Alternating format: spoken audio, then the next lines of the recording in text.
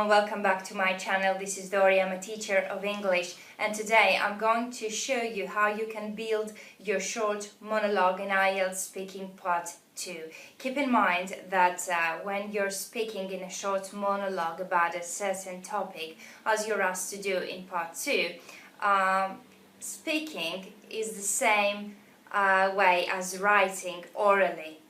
A little bit, for example, you need an opening sentence in order to introduce your topic, your answer, your monologue, which counts as a short introduction, as we would say in writing. Also, you need to cover all the points that you are asked to cover in your task cards, and this counts as your main body of your monologue. And last but not least, if you get the chance and the examiner doesn't interrupt you, you have a conclusion. You wrap up your main points and your monologue is finished.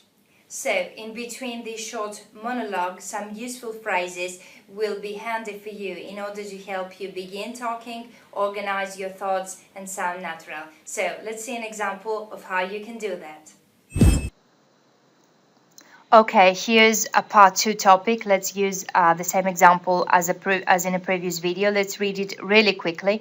Describe a book that you read recently. You should say what the book is about, what you liked or disliked about it, would you recommend it to anyone else, and what kind of person would that be. Okay, so every time you introduce a new idea on the topic, it will be better if you start using a general statement to get you started. For example, if the main topic of part 2 is about a book you've read recently, as in this case, you can begin by saying, I've read many books recently, but the one which really impressed me the most was Notes from the Underground by Dostoevsky because, and you move on by saying more details. So as you can see, I've started with saying something general.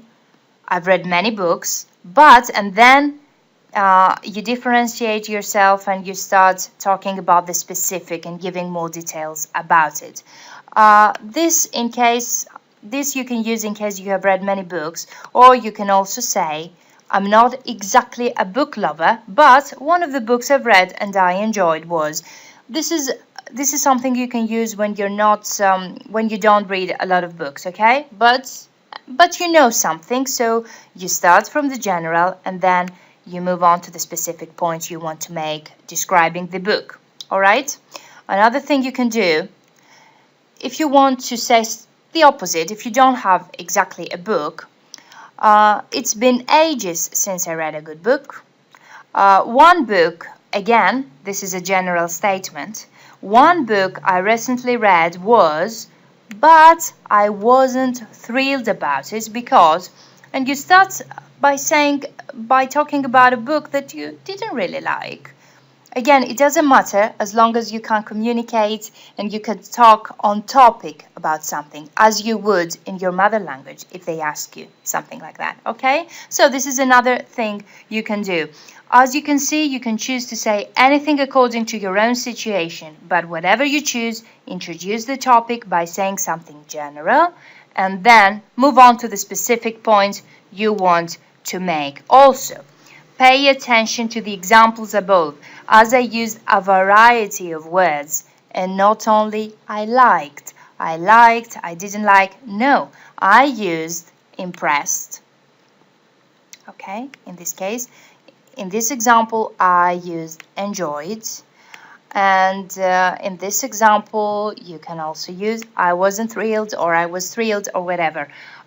Do that too. Use a variety of words and phrases while you speak. Just like writing, avoid using the same words or phrase again and again throughout your short talk. Use synonyms, okay? So now these were examples for your opening sentence. Now let's talk about the main points. You can do exactly the same thing. For example, let's read these examples. This book belongs to classic literature, and what makes it unique is the fact that it is. So you talk about what you liked or disliked, for example. Again, you begin with something general. It belongs to classic literature, but about the book. So it's kind of a main point. But then again, you differentiate by saying something specific. What makes it unique from the other books that belong to classic literature as well is that, and you start by saying your thoughts on the topic. Again, another example, actually, it is the kind of book that a person could read at the beach. For another book, okay, for something else. It is, you start by saying something general. It is the kind of book that you would read at the beach, and then more details. It is so and so and so. Another example, one thing that I found really interesting about it is that it is this way and this way and the other way. Okay, so this is a very useful phrase because if you have a lot of things to say, you can start by saying one thing that I found really interesting was that, and then another thing and another thing. This can help you organize your thoughts a little bit as a phrase.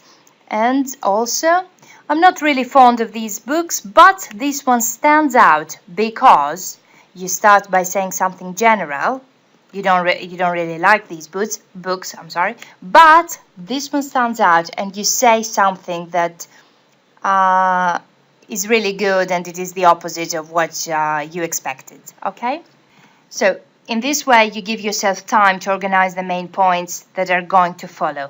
So these useful phrases, opening sentences, from the general to the specific, can really help you with to build your monologue.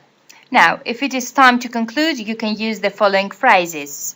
Well, I think I would recommend that book if someone wants a book which does this and that and that. And really, you don't do anything here. You just summarize what you've already said about the book. Or you can also say, overall, it is a very good book and I would definitely recommend it to everyone if you're really excited about that book. And again, all in all, I wouldn't recommend this book to anyone I know if you didn't like it at all. Of course, these are just examples, but the good news is that you can use all these phrases according to your own situation. You can change them to any topic given, and they can really help you build your monologues in an organized way and express your thoughts. Okay, that's it. Now it's time to start practicing your Part 2 monologues. Good luck with your exam.